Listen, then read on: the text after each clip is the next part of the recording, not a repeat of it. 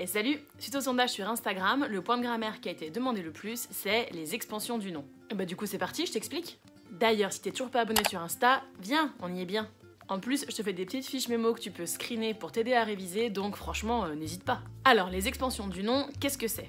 Déjà, une expansion, c'est quelque chose qui s'étend, qui vient agrandir quelque chose. Donc en fait, une expansion, c'est ce qui va agrandir le nom, ce qui va l'étendre, ce qui va venir le qualifier ou le préciser. Donc une fois que tu as repéré ton nom, tu vas regarder tout ce qui vient le qualifier. Et là, il y a 3 éléments qui peuvent être considérés comme des expansions du nom. Le premier, le plus évident, l'adjectif. D'ailleurs, on l'appelle adjectif qualificatif, c'est QFD.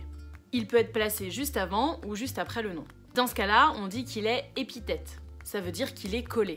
Par exemple, quand tu dis un petit stylo rouge, petit et rouge sont des adjectifs épithètes puisqu'ils sont collés au nom. Donc dans cet exemple, petit et rouge ont pour nature, en classe grammaticale ce sont des adjectifs qualificatifs et leur fonction c'est épithète. C'est là où le truc des fonctions rentre en jeu parce que par exemple quand tu dis je suis petite, petite c'est toujours un adjectif qualificatif, sa nature et sa classe grammaticale c'est d'être un adjectif qualificatif, mais ici il est attribut du sujet, c'est sa fonction. Du coup je pourrais te faire une vidéo où je t'explique les 3 fonctions de l'adjectif, tu verras c'est pas du tout compliqué mais dis-le moi en commentaire si jamais t'en as besoin. Bref, ce qu'il faut retenir, c'est que la première expansion du nom, ce sont des adjectifs qualificatifs et leur fonction, c'est d'être épithète. Basta. Dernier petit point, tu peux aussi ajouter un adverbe pour qualifier l'intensité de l'adjectif. Par exemple, si tu dis une prof très passionnée, bon bah là, à ce moment-là, c'est très passionné l'expansion. Très, c'est l'adverbe, passionné, c'est l'adjectif. Du coup, dans ce cas-là, on parle d'un groupe adjectival, parce que t'as un groupe de mots, t'as 2 mots, dont le mot noyau, c'est l'adjectif. Deuxième expansion du nom possible, c'est un groupe nominal introduit par une préposition. Alors les prépositions, j'imagine que tu connais la phrase mnémotechnique. Adam part pour Anvers avec 200 sous chez sûr. Bon, si jamais tu la connais pas, tu l'apprends. Tu sais, les prépositions, c'est aussi les petits mots qu'on te fait apprendre quand t'apprends une langue étrangère, là, avec les prépositions de lieu avec le cube. Sur, sous, dans, à côté de, à gauche de, à droite de, devant, derrière, etc. Bref, les prépositions, il y en a des dizaines. Et donc, le nom, tu peux lui coller un groupe nominal introduit par une préposition. Par exemple, si tu dis « le stylo de mon élève », bah, de mon élève, c'est un groupe nominal introduit par la préposition « de » qui vient qualifier le stylo. Ça permet de nous donner l'appartenance, par exemple. Si je te dis « le stylo dans ma trousse », bah là, « dans ma trousse », c'est l'expansion du nom introduite par la préposition « dans ». Et puis si je te dis le stylo sur la table, même principe, sur la table, c'est le groupe nominal introduit par la préposition sur qui vient qualifier le stylo. Bref, t'as compris. Et donc dans ce cas-là, la nature de l'expansion du nom, c'est bien un groupe nominal introduit par une préposition. Du coup, on appelle ça groupe prépositionnel. Et la fonction, c'est complément du nom. Là, pour le coup, c'est assez logique.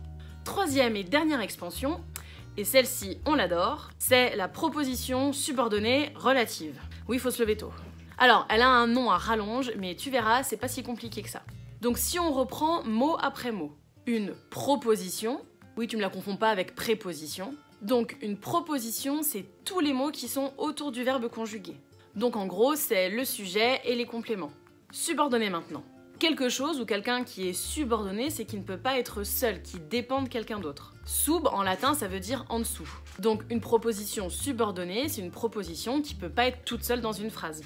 Et relative, c'est qu'elle est introduite par un pronom relatif. Oh, tu suis là ou tu suis pas?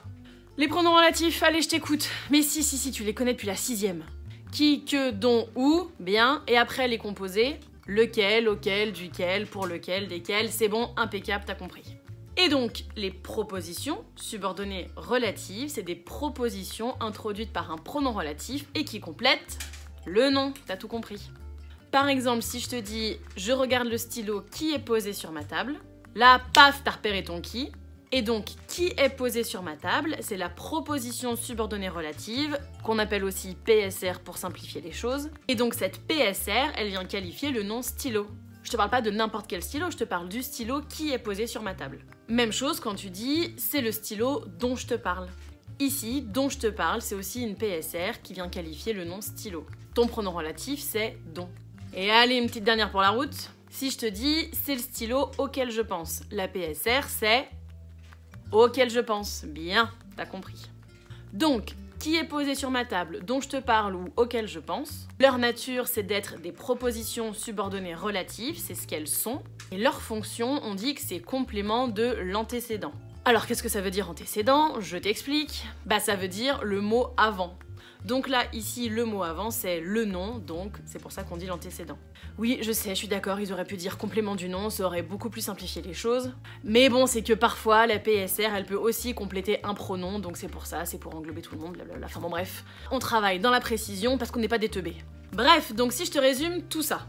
Les expansions du nom, il y en a 3. L'adjectif qualificatif ou groupe adjectival, qui a pour fonction d'être épithète. Le groupe nominal prépositionnel, donc un groupe nominal introduit par une préposition qui a pour fonction d'être complément du nom. Et la proposition subordonnée relative, PSR, qui a pour fonction d'être complément de l'antécédent. Et ben voilà! Pose tes questions en commentaire si jamais t'as un doute existentiel sur cette leçon. Allez, à la prochaine et abonne-toi!